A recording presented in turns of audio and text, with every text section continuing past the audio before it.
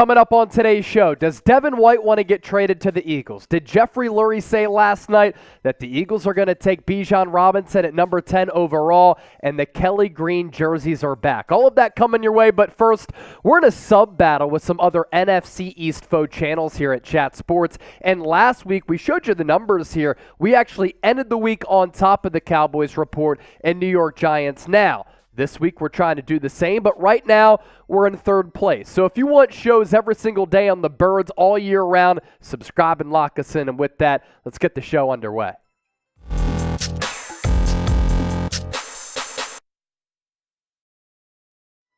We're locked and loaded. Let's get it. You're watching Philadelphia Eagles now by Chat Sports. I'm Chase Senior. Today's show is presented by Roan. If you're looking to spice up your closet, do so with the Roan Commuter Collection. And for the Bird Gang, 20% off site-wide at roan.com/chatsports. Make sure, though, use the promo code ChatSports. When I was working at WNEP in Scranton, sometimes I really struggled to find dress shirts that looked good on me, that were tug, good material, but also weren't too long.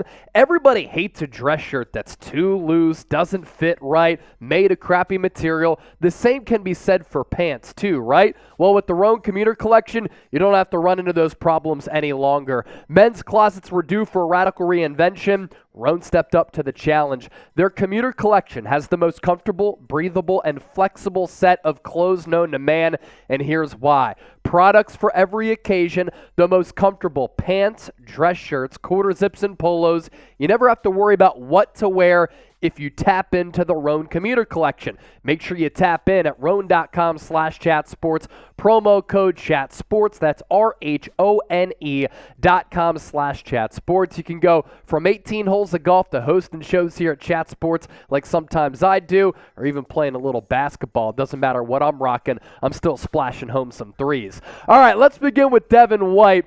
A lot of buzz on this front over the last couple of days. Did he hint last week that he wants to get traded to the Philadelphia Eagles? Let's follow the paper trail here and put on our journalism investigative hats. He sent multiple subtle messages out on social media last week that his time with the Tampa Bay Buccaneers, the team that drafted him out of LSU, could be ending.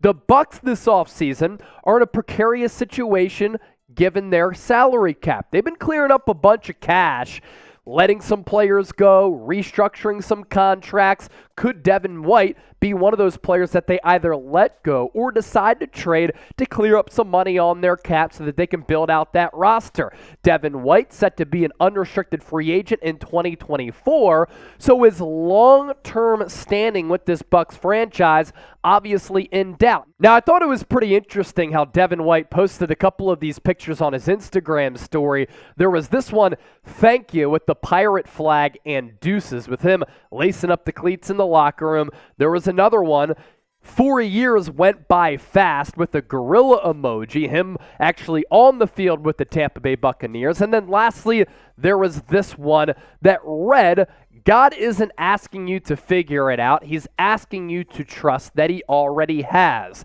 To me, tells the story there that Devin White thought, or at least thinks, his time with the Tampa Bay Buccaneers is going to be coming to an end. And then, once the Eagles signed Greedy Williams from the Cleveland Browns, and Greedy took to Instagram to welcome himself to the city of Philadelphia, Greedy Williams' Instagram post was Philly with the Eagles emoji, and there you see Devin White in the comment section subtly saying, let's make it happen. Now, is he talking about Greedy Williams? Let's make it happen. Let's resurrect your career with the defending NFC champions after you were with the dumpster fire organization that is the Cleveland Browns? Or is Devin White, who went to LSU with Greedy Williams as they were teammates and friends, saying, Howie Roseman, I might be available. Call Jason Light, the Bucs general manager, make a call, and bring me into Philadelphia. You lost TJ Edwards in free agency. You lost Kaiser White. I know you have a need for a linebacker. Bring in your boy. Now, Devin White, he would immediately become one of the top defenders on this Eagles roster, definitely the best linebacker. Came into the league with pedigree. 2019, a 5th overall pick. Not oftentimes you see an off-ball linebacker get drafted 5th overall. That's how much of a stud Devin White is. In 2020, second year in the NFL, second team All-Pro. That's the year that Tom Brady linked up in Tampa, and they ended up winning a Super Bowl in 2021. He was a Pro Bowler. This past year in 2022, a little bit of a down year. Some people question his effort a little bit. I didn't. 62 games, 62 starts have shown me that this guy can wreak havoc sideline to sideline. And when you watch the game of football, sometimes there are players where you don't even watch the ball. Sometimes you just watch that individual. And Devin White, his sideline to sideline speed, it's breathtaking. It's extraordinary. Sometimes it's absolutely stupid. Given his size, 240, 245 pounds, with how he moves on the football field, how he can play against the run, how he can play against the pass, how he can go stride for stride with some really good tight ends, wide receivers, and just be an all-around game-wrecking player of a linebacker. He really is a phenomenal player. And you look at his numbers here, it goes to show you his versatility that he has. Off-ball linebackers don't oftentimes have a lot of sack numbers, but in 2019 as a rookie, 2.5 sacks. In 2020, goes up to 9. 2021, 3.5. 2022, 5.5. And then the quarterback hits have been pretty consistent, especially over the last 3 years, consecutively 16, 18, 16 quarterback hits, and he's a tackling machine. Last 3 years, more than 120 tackles in each of those campaigns. Goes to show you that he can be used as a chess piece in any type of defense, as a guy who's a very good coverage linebacker, but you can send him home on some blitz packages as well. Now, while I'm excited about the idea of trading for Devin White, and I actually think it could be somewhat affordable, this is probably why it will not happen. This is why the Eagles will not trade for Devin White. Howie Roseman, as we know, does not put a ton of value into the linebacker position. TJ Edwards got $12 million guaranteed from the Chicago Bears. Okay, you walk. Kaiser White getting about $5-6 million per year. We'll let you walk too. We'll replace you with Nicholas Morrow on a 1-year contract worth just more than $1 million. Morrow's mom, by the way, watches Philadelphia Eagles now. She was in the comment section. Sup. And then also, Nakobe Dean. You drafted him last year, and you have him on a very affordable price on that rookie contract. So by bringing in Devin White, he has a cap number of north of $10 million this upcoming season, and you combine that with the fact that the Eagles don't really value the linebacker position, then I don't think that's going to happen. And by the way, that cap number even more than $10 million. I wasn't wrong in saying that because it's still north of 10 mil, but it's more than $11 million. And this is looking like your linebacking core here for 2023. You're going to have Nicholas Morrow. You're going to have Nakobe Dean. I think Sean Bradley could have a little bit more of a role. Obviously, Hassan Reddick is used more as an edge rusher. You don't want him dropping back in coverage. And Sean Desai is going to run a multiple scheme, 4-3, 3-4, 4 down linemen, sometimes 3 down linemen, and the upright guy in Hassan Reddick. It's a very complex scheme that I'm very fascinated to see what Sean Desai does. But Devin White, and the thought of him at Lincoln Financial Field, rocking the midnight green, just going sideline to sideline, up and down the seam, just causing problems all across the field, really is tantalizing. So with that, our first question for the Bird Gang here, what is your level of interest in Devin White? Scale it for me from 1 to 100. 1, no interest at all. 100, a ton of interest. Chime in down below. Coming up next on the show, did Jeffrey Lurie basically allude last night from the NFL owners' meetings that the Eagles could select Bijan Robinson at 10th overall? We're going to look into what his messaging really did relay during that interview. But first, the Kelly Green jerseys are back. Myself and producer Coop, who's a Cowboys fan, by the way, he's like, yo, those jerseys are cold. And I said, yeah, those Johns are fresh. As I have people using John all across the office here at Chat Sports because it's a great word and it can literally be applied to anything. But these Kelly Green jerseys, some of the freshest in the NFL. You remember when Michael Vick came in plan against the Green Bay Packers to replace Kevin Cobb after he got concussed. The Eagles are rocking these threads. They have not worn them since. By the way, what a dumb rule by the NFL to not let teams use multiple styles of helmets prior to 2022.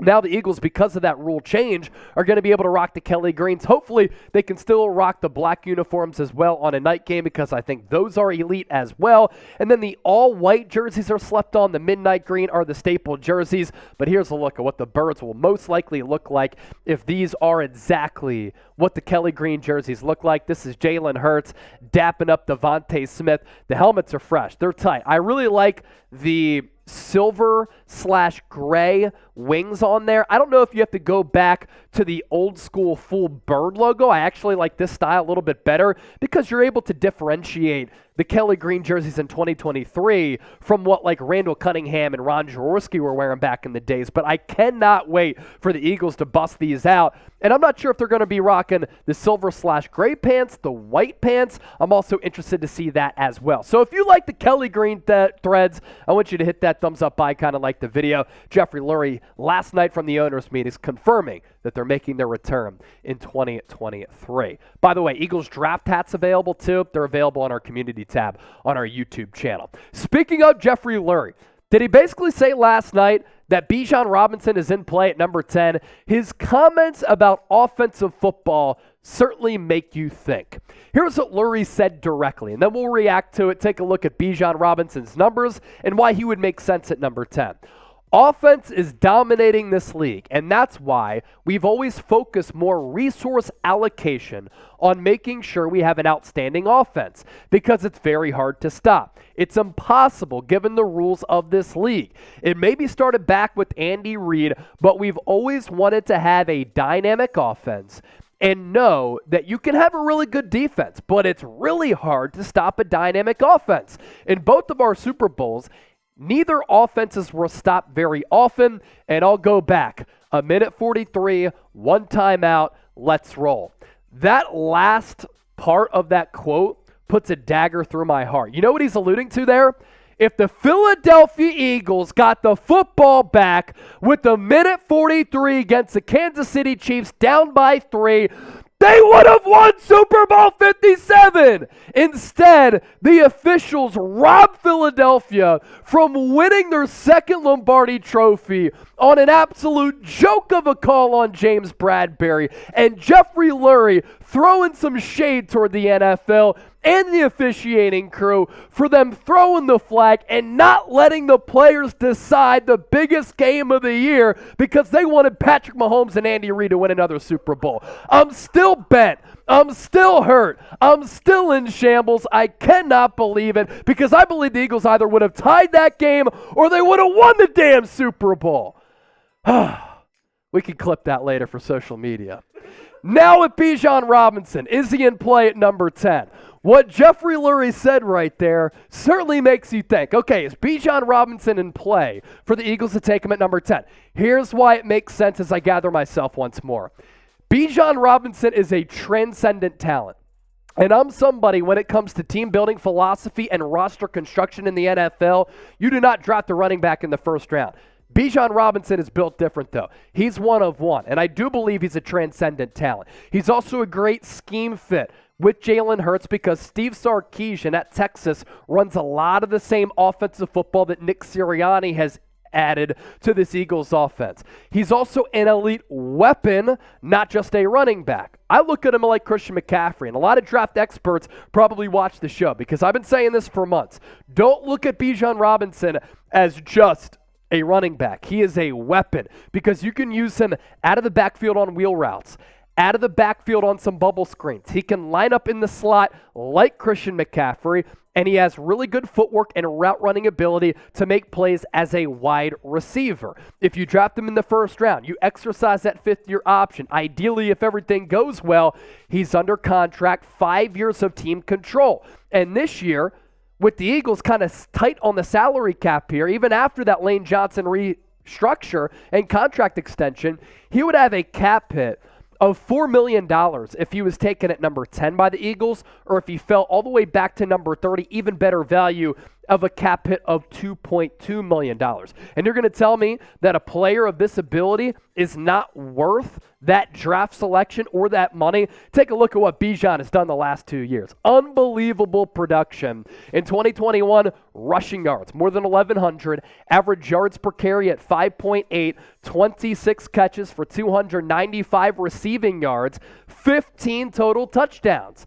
And then he duplicated that and was even better in 2022. Nearly 1,600 rushing yards. Average yards per carry at 6.1. 19 catches for even more yards at 314. There was a wheel route that he caught with Texas in one game, and I was like, my gosh, this guy is special. With 20 total touchdowns. Producer Coop, he might be a Cowboys fan, so he's a fraud in that manner. He's also a Texas fan. He's not a fraud in this manner because he said Bijan Robinson is one of the best college football players that he has ever seen. And he is one of the best college football players that I've ever seen. In terms of production, in terms of ability, this is a guy who, if he was in the NFL last year, he could have had an all-world type of season because of what he is able to do on the football field. He is so gifted. And you think about what Jeffrey Lurie said after we take a look at the numbers. I think the Eagles' defense is going to take a step back in 2023. They've lost too many dynamic playmakers, at least as of right now, without something happening like a Jeffrey Simmons trade, for them to be top 10 statistically across the board like they were in 2022. And with what Jeffrey Lurie said in the last two Super Bowls, that the Eagles have been in, offenses have gone roughshod. They've gone wild in those games, lighting up the scoreboard. And why did the Eagles lose? Well, that Chiefs offense could not be stopped, right?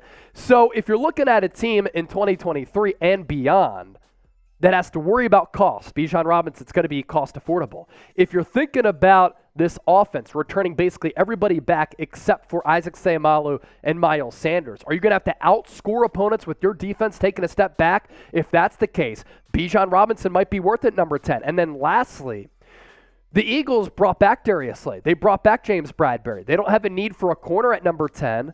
They extended Lane Johnson through 2026. So do they need a right tackle? Probably not. Are they going to get a Lane Johnson replacement? Probably not, right? Because he's under team control for the next 3 years. Jordan Mailata just signed his deal. Are they going to go guard, or is Cam Jurgens going to play there?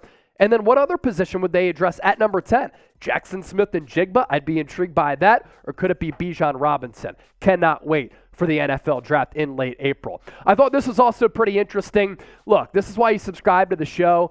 We give you deals on NFL draft hats on our community tab. We throw out polls. We do YouTube shorts. This is our most recent poll here. Should the Eagles draft Bijan at number 10? This is how the fan base feels. More than 7,000 votes, 65% of the people saying yes, take Bijan at number 10. Only 35% going no, take a different player. Make sure you get your votes in there and get your votes into the comment section because I'm going to be going back and watching, seeing what you say. Should the Eagles take Bijan at 10th overall?